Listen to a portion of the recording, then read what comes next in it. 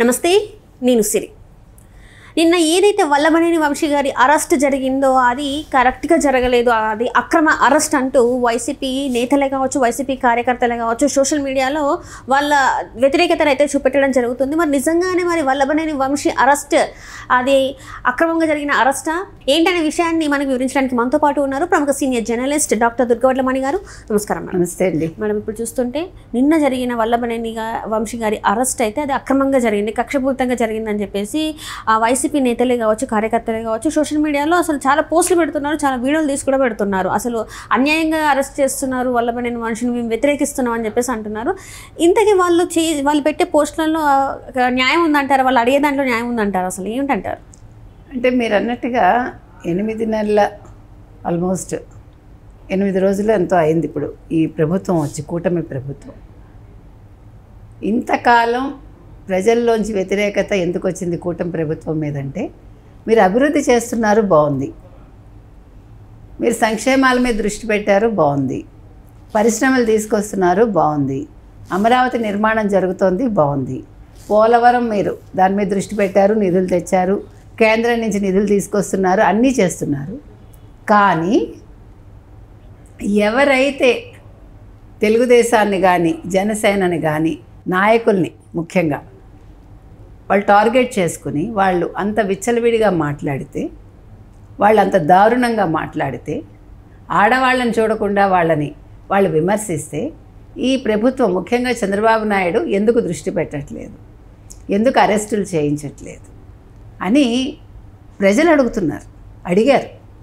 ఇలాగా ఏమంటారు మీరు, బర్నింగ్ అయిపోతుంది అంటారు చూడండి, ఒళ్ళు అంటుకుపోవటం అంటాం, అట్లా ఒళ్ళు అంటుకుపోతూ ఉంటే ఎక్కడా కూడా తొందరపడకుండా ఈ ప్రభుత్వం తెలుగుదేశం కూటమి సోషల్ మీడియా పోస్టులు పెట్టిన వాళ్ళని పవన్ కళ్యాణ్ గారు చాలా కోపం వచ్చి ఆయన రెచ్చిపోతే ఇమీడియట్గా సోషల్ మీడియా మీద దృష్టి పెట్టారు. అంటే అరెస్ట్ చేయటం ఒక్కటే పరిష్కారం కాదు అనేది తెలుగుదేశం కూటమి వాళ్ళ ఉద్దేశం. అరెస్ట్ చేయటానికి సరైన ఆధారాలు పెట్టుకుని ఊరికే అర్ధరాత్రి వెళ్ళి తలుపులు కొట్టేసి లేకపోతే తెల్లారకట్ట 3ంటికి వెళ్ళిపోయి అరెస్టులు చేసేసి అది కాదు కదండి. అరెస్ట్ చేశాక వాళ్ళు బెయిల్ మీద వచ్చేస్తారు, అది కాదు కదా, మళ్ళీ వాళ్ళు రెచ్చిపోతారు. ఇక్కడ విషయం ఎట్లా ఉండాలంటే, వాడు తప్పు చేశాడు, ఎవడైనా సరే తప్పు చేసిన వాడి ఆ వీడియోలు కావాలి, కరెక్ట్ ఎవిడెన్స్లు కావాలి మనకి, అవన్నీ ఉన్నాక అరెస్ట్ చేస్తే ఎవడు మాట్లాడటానికి ఉండదు. తెలుగుదేశం కూటమి అరెస్టుల కోసం రాలేదు కదండి అధికారంలోకి. వాళ్ళు వచ్చింది ప్రజలకి సరైన పరిపాలన అందించాలి, రాష్ట్రాన్ని గాడిన పెట్టాలి, 30 ఏళ్ళు వెనక్కి వెళ్ళిపోయిన రాష్ట్రాన్ని తొందరగా ముందుకు తీసుకొచ్చి అభివృద్ధి పదంలో పెట్టాలి, యువతకు ఉద్యోగం కల్పించాలి. ఈ దృష్టితో వచ్చిన ఈ ప్రభుత్వం నిన్న వల్లభనేని వంశీని ఎందుకు అరెస్ట్ చేశారండి? మీకు వీడియోలు అందరికీ తెలుసు, ఎన్ని వీడియోలు ఉన్నాయో, 1 2 అతను చంద్రబాబు నాయుడిని తిట్టింది, లోకేష్ని తిట్టింది, వీటన్నిటినీ మించి భువనమ్మ గారిని మాట్లాడిన మాటలు. రెడ్ బుక్ రాజ్యాంగం అంటారు, రెడ్ బుక్ రాజ్యాంగం ఏముందండి? రెడ్ బుక్లో మీరు ఏం తప్పులు చేశారో రాసుకుంటే అది అతని ఇష్టం, అదొక డైరీ. అతను ఎల్లో బుక్ అని పెట్టుకోలేదు కదా, రెడ్ బుక్ అని పెట్టుకున్నాడు. రెడ్ ఎప్పుడు? అది డేంజర్కి సంకేతం. కానీ రెడ్ బుక్ పెట్టుకుని 8 నెలలైనా ఎవరిని అరెస్ట్ చేయలేదు కదా. మీరు భువనేశ్వరి గారిని మాట్లాడిన మాటలు వల్లభనేని వంశీ ఈ సజ్జల రామకృష్ణారెడ్డికి వినిపించలేదా? జగన్మోహన్ రెడ్డికి వినిపించలేదా? ద్రౌపది ఆర్తనాదాలు కౌరవ సభలో వినిపించలేదు. భీష్ముడు కూడా తలదించుకుని కూర్చున్నాడు, మీకు గుర్తుంటే, ఎందుకంటే వాళ్ళ ఉప్పు తింటున్నాడు కాబట్టి కౌరవులది. ఒక శ్రీకృష్ణుడు వచ్చాడు అంతే. ఈవెన్ భర్తలు కూడా చేతులు కట్టు కూర్చున్నారు. కానీ ఇక్కడ అలా కాదు. కొడుకున్నాడు, చంద్రబాబు నాయుడు గారు ఏడ్చారు నిండు సభలో, చేతకాక కాదు, టైం రావాలని. ఇప్పుడు మీరు మన ఎన్నిసార్లు చెప్పినా ఇదేనండి సిరి, మీరు రాజకీయాలు చెయ్యండి కానీ ఆడవాళ్ళని అడ్డు పెట్టుకుని చేయకండి, ఆడవాళ్ళని తిట్టి రాజకీయాలు చేయకండి, అది చేతకాని వెధవలు చేసే పని. ఎగ్జాక్ట్లీ, అది ఎక్కడైనా కూడా చేతకాని పనికి మాలిన వెధవలు చేసే పని ఏంటంటే, ముందు ఇంట్లో ఆడవాళ్ళని, తల్లిని, చెల్లిని, భార్యని, నువ్వు కూడా అలా పుట్టావురా వెధవ అని చెప్తున్నాం మనం. నిన్ను ఒక తల్లి కంటేనే నువ్వు పుట్టావు. ఎంత వేదన పడి కంటుంది.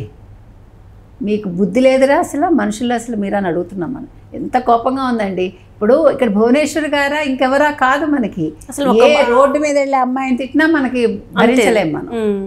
మీకు ఎవడిచ్చాడు హక్కు అసలు? మిమ్మల్ని కన్నది ఒక ఆడది, మిమ్మల్ని మోసేది ఒక ఆడది, మళ్ళీ వాళ్ళ గురించి మాట్లాడతారు. మళ్ళీ సిగ్గు లేకుండా అదే ఆడపిల్లలు పెళ్లి చేసుకుని పిల్లల్ని కంటారు. అప్పుడు మళ్ళీ భార్య కావాలి పక్కలో.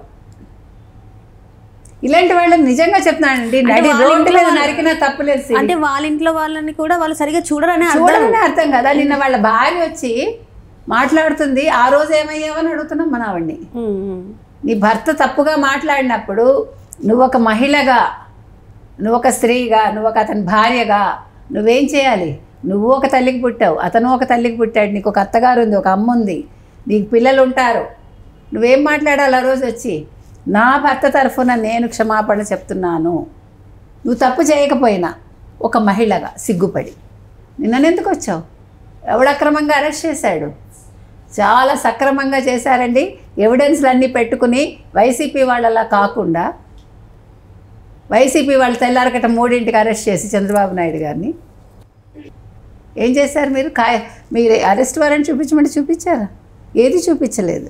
పైగా ఇవాళ అంటాడు సజ్జల, అయినా వాళ్ళ దగ్గర అంటే గవర్నర్ దగ్గర నుంచి ఒక మాజీ ముఖ్యమంత్రిని అరెస్ట్ చేస్తున్నట్టే. మీరు అలాంటి రూల్స్ రెగ్యులేషన్స్ వాళ్ళ దగ్గర మాట్లాడేటువంటి బుద్ధి లేని వాళ్ళ దగ్గర చెయ్యాలి కదా. చెయ్యాలి. అది ఎవరు చేస్తారు? చక్కగా చదువుకుని పరిపాలన అనుభవం ఉండి జ్ఞానం ఉండేవాళ్ళు చేస్తారు, సరైన రాజకీయ నాయకులు చేస్తారు, గూండాలు చేయరు కదా. ఇప్పుడు నేను ఇవాళ సజ్జలు ఇందాక అంటాడండి, అసలు ఎంత చిత్రంగా మాట్లాడుతున్నాడో. అసలు వాళ్ళు అరెస్ట్ చేయాలనుకుంటేట వాళ్ళు పరిపాలనకి వచ్చిన వెంటనే 2019లోనే 3 నెలల్లోనే అసలు చంద్రబాబు నాయుడిని అరెస్ట్ చేసి ఉండేవాళ్ళు. దేని మీద అరెస్ట్ చేస్తావు? పైగా వీళ్ళు కోర్టులకు వెళ్ళిపోతారు, సుప్రీంకోర్టుకు వెళ్ళిపోతారు. మరి మీరు ఎక్కడికి వెళ్తున్నారు? మీరు ఎక్కడికి వెళ్ళి బెయిల్స్ తెచ్చుకుంటున్నారు? మీరు ఎక్కడికి వెళ్ళి న్యాయమూర్తులు మీరు మేనేజ్ చేస్తున్నారు? మరి 5గురు జడ్జిలు ఎందుకు మారిపోయారు? జగన్మోహన్ రెడ్డి వీటి విషయంలో, కేసుల విషయంలో కరెక్ట్గా తీర్పు ఇచ్చే టైంలో ఎవడు? మీరు చెప్తున్నారా? ఇవాళ మాట్లాడుతున్నాడు సజ్జల. అంటే మనం ఎందుకు చెప్తున్నాం అంటేనండి, ఇది ఈ అరెస్ట్ ఏదైతే జరిగిందో వల్లభనేని వంశీ అందుకే గబగబా పైకి వెళ్ళిపోయి 40 నిమిషాలు అందరికీ ఫోన్లు చేసుకుని ఎందుకు చేసుకున్నాడు? వాళ్ళల్లాగా తెలుగుదేశం కూటమి ఇతను ఎక్కడికైనా తీసుకెళ్ళి దాచేస్తుందేమో, దాచేసి కొట్టి తర్వాత ప్రవేశపెడుతుందేమో పోలీస్ స్టేషన్లోనో కోర్టులోనో అని. కానీ వాళ్ళు చేయలేదు అలాంటి పని. వాళ్ళు చాలా సక్రమంగా ఎవిడెన్స్లు పెట్టుకుని ఆ సత్యవర్ధను అతను ఎక్కడున్నాడో పట్టుకుని వాళ్ళ పేరెంట్స్ ఇచ్చిన కంప్లైంట్ ద్వారా అతనికి 10 లక్షలు ఇచ్చి పంపించేశాట వైజాగ్కి. అంటే కేసు విత్డ్రా చేయించి. అంటే ఎంత తెలివిగా. పైగా ఇంకొకటి అన్నాడు సజ్జల, మేము కొంచెం ఏమరపాటుగా ఉన్నాం. ఎక్కడ ఏమరపాటుగా ఉన్నావు? మీరు ఏమరపాటుగా లేరు కాబట్టే సత్యవర్ధన్ని కిడ్నాప్ చేశారు. అదొక అబద్ధం మళ్ళా. అంటే ఇలా అరెస్టులు జరుగుతాయని తెలిస్తే వాళ్ళు ముందు దాచేసేవాళ్ళేమో. Right madam.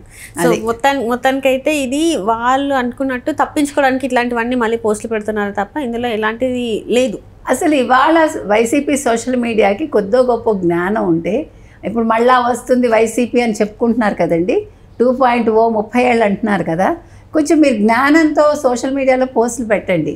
మీ రాజకీయ నాయకులు ఎలాగ అజ్ఞానంలో కొట్టుకుంటున్నారు, మీరు కొంచెం తెలివిగా వాళ్ళకి వచ్చే 4 ఓట్లు రాకుండా చేయకండి అని చెప్తున్నాం. Right madam, right. Thank you so much. Thank you.